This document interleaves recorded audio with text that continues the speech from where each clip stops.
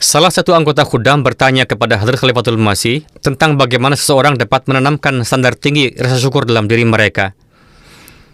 Rasa syukur adalah berterima kasih atas nikmat-nikmat yang telah Allah Ta'ala anugerahkan kepada kita. Dia memberikan tangan, kaki, lidah, otak yang dengannya saya dapat belajar. Ada banyak orang di dunia, bahkan di sini di Inggris ada 300.000 orang atau lebih yang tidak memiliki akses makanan setiap harinya. Anda harus bersyukur kepada Allah Ta'ala bahwa Anda telah menerima makanan hari ini. Orang-orang sedang mati kelaparan di Sudan. Kita mengirimkan bantuan melalui jemaat atau melalui Humanity First. Orang-orang menjadi sangat senang menerima makanan karena mungkin mereka belum makan selama berhari-hari. Anak-anak sedang mati kelaparan. Jadi Anda harus bersyukur kepada Allah Ta'ala atas keadaan Anda, meskipun kondisi dunia seperti itu.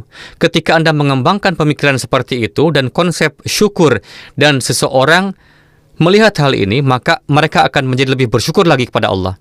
Allah Ta'ala berfirman dalam Al-Quran suci bahwa jika kamu bersyukur, maka Dia akan menambah nikmatnya kepadamu. La in syakartum la azidannakum. Namun jika kamu tidak bersyukur, maka kamu akan menerima hukuman, baik di dunia ini maupun di akhirat nanti. Oleh karena itu, seseorang harus bersyukur. Kita harus bersyukur kepada Allah Ta'ala karena telah memberikan begitu banyak kepada kita. Hadrat Khalifatul Masih yang pertama biasa menceritakan sebuah kejadian. Ada seorang wanita tua yang penglihatannya lemah. Huzur menawarkan jika dia membutuhkan sesuatu, dia bisa memintanya. Wanita itu menjawab, saya tidak membutuhkan apa-apa. Saya memiliki tempat tidur dan selimut besar. Hanya ada saya dan anak saya. Saya tidur di satu sisi dan anak saya tidur di sisi lainnya. Terkadang ketika dia mengatakan kedinginan, dia mengambil lebih banyak selimut. Dan ketika saya merasa kedinginan, maka saya menarik selimut darinya. Kami hidup dengan sangat nyaman. Ini adalah rasa syukur. Namun ada satu hal, kata wanita itu, penglihatan saya semakin melemah dan tulisan dalam salinan Al-Quran suci yang saya miliki cukup kecil.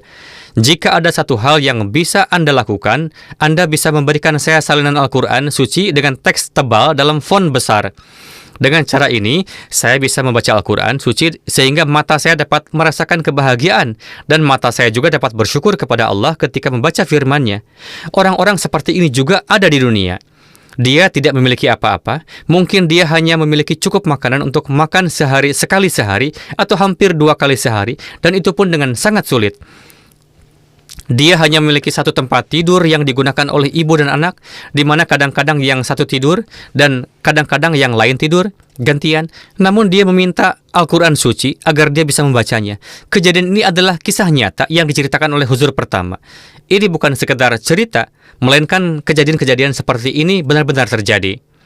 Jika seseorang mengembangkan mentalitas seperti itu, maka bahkan saat tinggal di Amerika, ketika kita membuka kulkas dan menemukan jus, keju, mentega, dan begitu banyak hal lain yang kita keluarkan dan makan, kita pergi dan membeli kue-kue segar dan kue-kue kering. Orang-orang meributkan harga, pasar saham Amerika baru saja turun 5% lagi kemarin, dan sekarang harga-harga akan naik lebih tinggi lagi. Namun Anda masih memiliki makanan untuk dimakan, padahal jutaan orang sedang sekarat kelaparan. Situasinya sangat memprihatinkan. Kelangsungan hidup mereka tampaknya sangat sulit.